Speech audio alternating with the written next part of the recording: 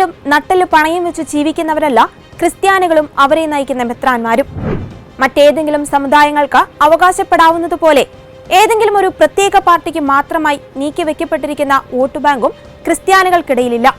കാര്യങ്ങളെ നിഷ്പക്ഷമായും കൃത്യതയോടെയും വിലയിരുത്തിയാണ് രാഷ്ട്രീയ പ്രാധാന്യമുള്ള ഒരു വിഷയത്തെ പൊതുസമക്ഷം അവതരിപ്പിക്കുക. അതിനാൽ അവരെ പ്രതിനിധീകരിക്കുന്ന മെത്രാന്മാരുടെ വാക്കുകൾക്കും പൊതുസമൂഹത്തിൽ വിലയുണ്ട്. അത് സമൂഹത്തിൽ കോളിളക്കങ്ങൾ സൃഷ്ടിക്കുവാൻ പോന്നതാണെന്ന തിരിച്ചറിവ് തന്നെയാണ് രാഷ്ട്രീയക്കാരെ ചൊടിപ്പിക്കുന്നതും. ഏതെങ്കിലും ഒരു പാർട്ടി ചായ്വിൽ നിൽക്കാത്തതുകൊണ്ട് തന്നെ പ്രസ്താവനകൾ തങ്ങൾക്ക് അനുകൂലമല്ലെങ്കിൽ ഏത് വിധേനയും പ്രതിരോധിക്കുവാനുള്ള പൊട്ടിപ്പുറപ്പാടും മറ്റു പാർട്ടി നേതാക്കൾക്കിടയിൽ നിന്ന് ഉണ്ടാകാം എന്നതിന്റെ തെളിവാണ് MV ഗോവിന്ദന്റെ പ്രസ്താവന. ഛത്തീസ്ഗഡിൽ കന്യാസ്ത്രീകൾ ജയിലിലടയ്ക്കപ്പെട്ടപ്പോൾ രാഷ്ട്രീയം നോക്കാതെ എല്ലാ പാർട്ടിക്കാരും പിന്തുണയുമായി രംഗത്തിറങ്ങിയിരുന്നു. ജാമ്യം ലഭിക്കുവാൻ ആഭ്യന്തരമന്ത്രിയോടും സഭാ നേതൃത്വം ആവശ്യപ്പെട്ടിരുന്നു. ജാമ്യം ലഭിച്ചപ്പോൾ കേരള മുഖ്യമന്ത്രിക്കും ഇടതു വലത് MPമാർക്കും അമിത്ഷായ്ക്കും മാർ ജോസഫ് പാംപ്ലാനി പിതാവ് നന്ദി അറിയിച്ചിരുന്നു.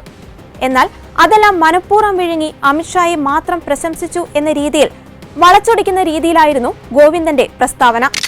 ഛത്തീസ്ഗഡിൽ കന്യാസ്ത്രീകൾക്കെതിരായിട്ട് കടന്നാക്രമം വന്നു. പംപ്ലാനി അപ്പഞ്ഞുട്ടി. പംപ്ലാനി ഞാൻ പേരുപയോഗിച്ചത് ബോധപൂർവമാണ്. അവസരവാദം ഇത്രയും ശക്തിയായിട്ട് പറയുന്ന വേറൊരാളുമില്ല. അതുകൊണ്ടാണ് പംപ്ലാനി പറഞ്ഞു ഇങ്ങനെയാണെങ്കിൽ ഞങ്ങൾ ആലോചിക്കേണ്ടി വരും. അവസാനം ജാമ്യം കിട്ടി. ജാമ്യം കിട്ടിയപ്പോൾ സ്തുതി ആർക്ക്? കേന്ദ്ര അമിത്ഷാ ഉൾപ്പെടെയുള്ളവർക്ക് സ്തുതി. അച്ഛന്മാർ കേക്കും കൊണ്ട് പോയി സൂപ്പിടാൻ. എവിടെ? RSന്റെ ഓഫീസിൽ. ഓഫീസിൽ നിന്ന് ഇറങ്ങുമ്പോഴാണ് വേറൊരു വിവരം. ഒഡീഷയിൽ കന്യാസ്ത്രീയെ മാത്രമല്ല അച്ഛനെയും അടിച്ചു.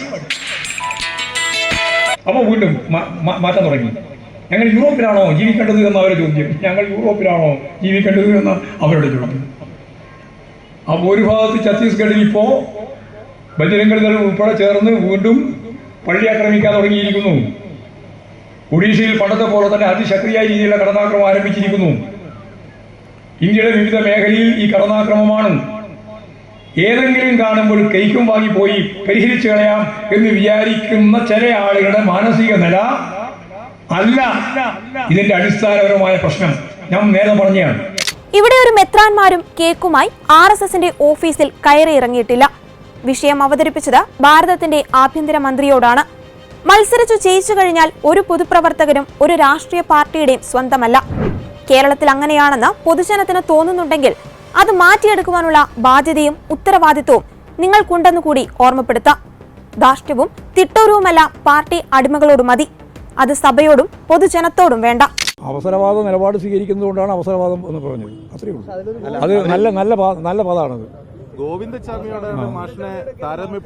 അത് അവരുടെ സംസ്കാരവുമായിട്ട് ബന്ധപ്പെട്ട രീതിയിലുള്ള പ്രയോഗത്തെ ഞാൻ എൻ്റെ സംസ്കാരത്തിന്റെ അടിസ്ഥാനത്തിൽ പ്രതിരോധിച്ച് വിശദീകരണം നടത്താൻ ഉദ്ദേശിക്കുന്നില്ല. ഈ അവസരവാദം എന്ന് പറഞ്ഞാൽ എന്താ? അല്ല, ഞാൻ പറയുന്നത് നിങ്ങളല്ലേ പറയേണ്ടത്. അത് ശരിയാ.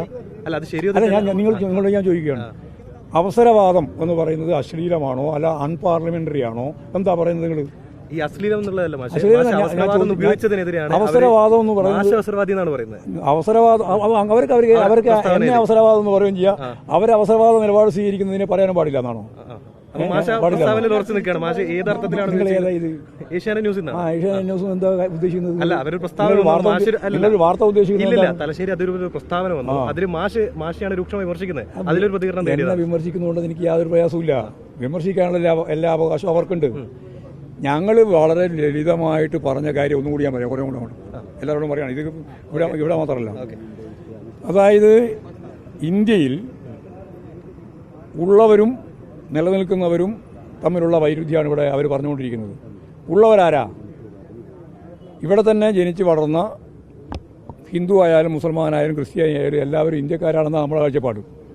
അതല്ല എന്നാണ് അവർ പറയുന്നത്. പുണ്യഭൂമിയും പുണ്യസ്ഥലവും ഇന്ത്യക്ക് പുറത്തുള്ള രണ്ട് വിഭാഗമാണ്. ഒന്ന് ക്രിസ്ത്യാനി, മറ്റൊന്ന് മുസ്ലിം. അപ്പോൾ ഇവർ രണ്ടാളും ആരല്ല? ഭാരതീയരല്ല. പിന്നെ കമ്മ്യൂണിസ്റ്റുകാരെ പറ്റിയുള്ള അവരുടെ വ്യാഖ്യാനം, അവർ യൂറോപ്പിലാണ് അതിൻ്റെ ആശയ രൂപീകരണത്തിൻ്റെ കേന്ദ്രം. അതുകൊണ്ട് അവരും ഇവിടെയില്ല. അപ്പോൾ ആഭ്യന്തര ശത്രുക്കളായിട്ട് അവർ 3 ആളെ കാണുകയാണ്. 1 മുസ്ലിം, 2 ക്രിസ്ത്യാനി, 3 കമ്മ്യൂണിസ്റ്റ്. ഈ 3 ആളും ഇന്ത്യ വിടണം, അല്ലെങ്കിൽ ഇന്ത്യയിൽ ഉണ്ടാവാൻ പാടില്ല എന്നാണ് അവരുടെ അഭിപ്രായം. ഇന്ത്യ ഹിന്ദു രാഷ്ട്രമാണ്. ഇപ്പോഴേ അവർ പ്രഖ്യാപിക്കാനൊന്നുമല്ല അവർ പറഞ്ഞു, ഇപ്പോൾ ഹിന്ദു രാഷ്ട്രമാണ്. ആ ഹിന്ദു രാഷ്ട്രത്തിൽ ഈ 3 ഉള്ളതാണ് ആഭ്യന്തര കുഴപ്പം. അതുകൊണ്ട് ഈ 3നെയും ഇല്ലായ്മ ചെയ്യണം. ഇതാണ് അടിസ്ഥാനപരമായ RSSൻ്റെ സംഘപരിവാറിൻ്റെ നിലപാട്. ഈ നിലപാടാണെന്ന് ഞാൻ പറഞ്ഞു. ഇതാണ് നിലപാട് എന്ന് ഞാൻ പ്രസംഗിക്കുമ്പോഴും ഇപ്പോൾ നിങ്ങൾ പറയുമ്പോഴും എല്ലാവരോടും പറഞ്ഞിട്ടുണ്ട്, ഇനിയും പറയും.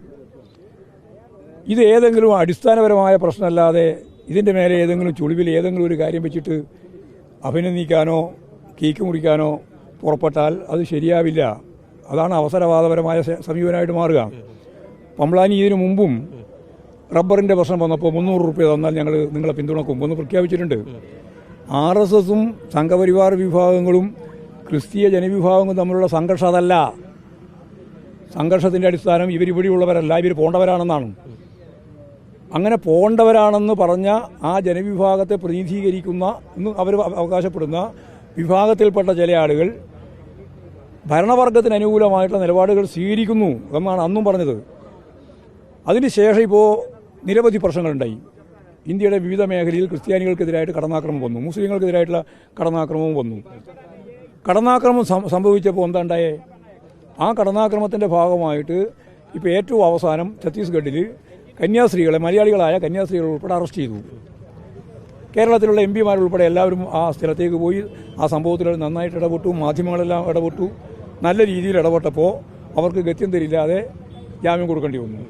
ജാമ്യം കിട്ടാതിരിക്കാൻ വേണ്ടിയാണ് ശ്രമം നടത്തിയത്. പക്ഷേ അവർക്ക് ജാമ്യം കൊടുക്കേണ്ടി വന്നു. ജാമ്യം കൊടുക്കുന്നത് വരെ ഒരു നിലപാടും, ജാമ്യം കിട്ടിക്കഴിഞ്ഞു എന്നുള്ളത് കൊണ്ട് വേറൊരു നിലപാടും സ്വീകരിക്കാൻ പാടുണ്ടോ?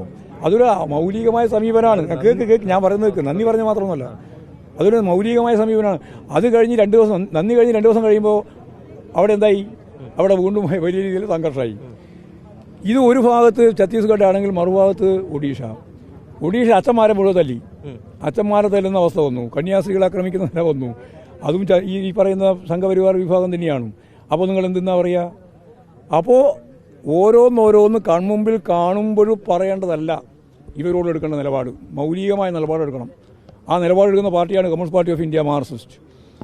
ക്രിസ്ത്യാനികൾക്കെതിരായിട്ടും മുസ്ലിങ്ങൾക്കെതിരായിട്ടും കടന്നാക്രമണം നടത്തുക എന്നുള്ള അജണ്ടയുള്ള പാർട്ടിയും അതിൽ ഗവൺമെൻറ്റുമാണ് BJPയും അതുപോലെ തന്നെ RSS ഉൾപ്പെടെയുള്ള ഈ ഗവൺമെൻറ്, നരേന്ദ്രമോദി ഗവൺമെൻറ്.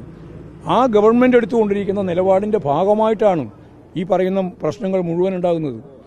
ആ പ്രശ്നങ്ങൾക്ക് ഏതെങ്കിലും ഒരു ഭാഗത്ത് ഒരു ജാമ്യം കിട്ടിയെന്നുള്ളത് കൊണ്ട് ഉടനെ അതിന് നന്ദി, എന്നിട്ട് കേക്കുമായിട്ട് അച്ഛന്മാരെല്ലാം ഈ BJP ഓഫീസിലേക്ക്, എന്നിട്ട് അവരെ വിമർശിക്കാൻ അവർക്ക് ധൈര്യമില്ല. അവർക്ക് അനുകൂലമായ നിലപാടാണ് ഞങ്ങൾ സ്വീകരിക്കുന്നത് എന്ന് വരുത്തി തീർക്കാനുള്ള ബോധപൂർവമായ ഇടപാട്, അതിനെയാണ് ഞങ്ങൾ ചൂണ്ടിക്കാണിച്ചത്. ആ ചൂണ്ടിക്കാണിച്ചത് ഇന്നലെയും ശരിയാണ്, ഇന്നും ശരിയാണ്, നാളെയും ശരിയാണ്. അത്രയുള്ള ഉന്നയിച്ചിരുന്നു. പിന്നെ അത് ഒഴിവാക്കി. അത് മാത്രമല്ല, അതിന് ശേഷം അവിടെ ഒറീസയിൽ അച്ഛനെ അടിച്ചത്. അപ്പോൾ സ്വാഭാവികമായിട്ട് അന്നേരം ആദ്യം പ്രതിഷേധിക്കണ്ടേ? അതിനെന്താ പരിപാടി?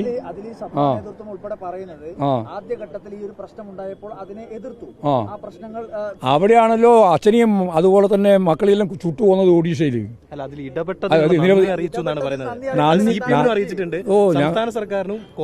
അതൊക്കെ പറഞ്ഞ ഭാഷ അതെല്ലാം ഞങ്ങൾക്ക് നന്നായിട്ട് അറിയാം ഭാഷ അവരെ.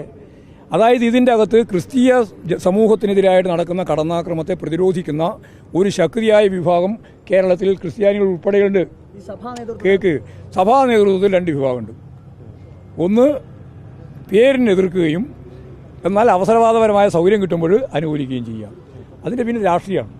ആ രാഷ്ട്രീയത്തിലേക്ക് ഞാനിപ്പോൾ കടക്കാൻ ഉദ്ദേശിക്കുന്നത് അത് രാഷ്ട്രീയമാണ്. ഞാൻ പറഞ്ഞു നോക്കുകയാണ്. മതം കൈകാര്യം ചെയ്യേണ്ടത് രാഷ്ട്രീയമല്ലല്ലോ. അവരുടേതായ രീതിയിൽ മുന്നോട്ടേക്ക് പോകുമ്പോഴേ എല്ലാ കാലത്തും ക്രിസ്ത്യാനിറ്റിക്കെതിരായിട്ട് വരുന്ന കടന്നാക്രമത്തെ ശക്തിയായിട്ട് എതിർക്കണ്ടേ, പ്രതിരോധിക്കണ്ടേ? ആ പ്രതിരോധത്തിൻ്റെ മുമ്പിൽ ഞങ്ങളുണ്ട്. Communist Party of India, Marxist ഉണ്ട് പ്രതിരോധിക്കാൻ. ഞങ്ങളത് എല്ലാ കാലത്തും പ്രതിരോധിച്ചുകൊണ്ട് ഇനിയും പ്രതിരോധിക്കും.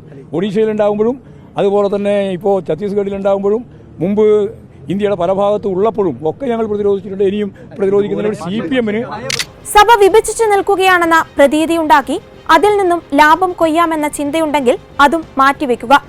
സിസ്റ്റർമാരുടെ വിഷയത്തിൽ ഇടപെട്ടു, അതിൽ എല്ലാവർക്കും സന്തോഷമുണ്ട്. എന്നാൽ അതൊരു സമുദായത്തോട് നിങ്ങൾ ദാക്ഷിണ്യം കാണിച്ചു, അത് ഞങ്ങളുടെ കനിവിലാണ് എന്നൊന്നും വരുത്തി തീർക്കുവാൻ ശ്രമിക്കരുത്. അതും ഇത്തരം തരം താഴ്ന്ന പ്രസ്താവനകൾ കൊണ്ട്. അത് താങ്കളുടെ തന്നെ വ്യക്തിത്വത്തിന്റെ സവിശേഷതയായിരിക്കും.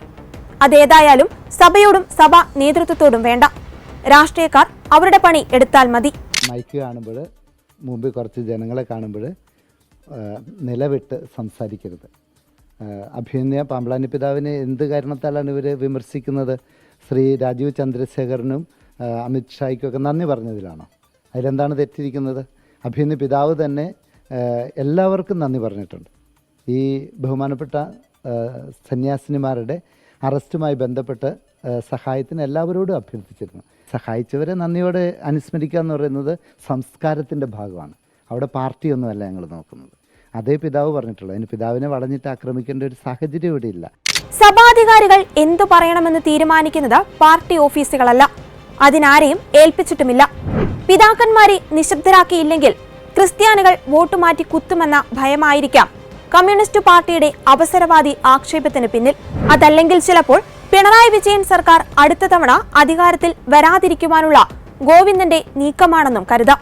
എന്തായാലും സഭാപിതാക്കന്മാരെ പൊതുസമൂഹത്തിന് മുന്നിൽ അപമാനിക്കുവാൻ ശ്രമിക്കുന്നവർ തരം താഴ്ത്താൻ ശ്രമിക്കുന്നത് ന്യൂനപക്ഷം വരുന്ന ക്രിസ്ത്യാനികളെയാണ്.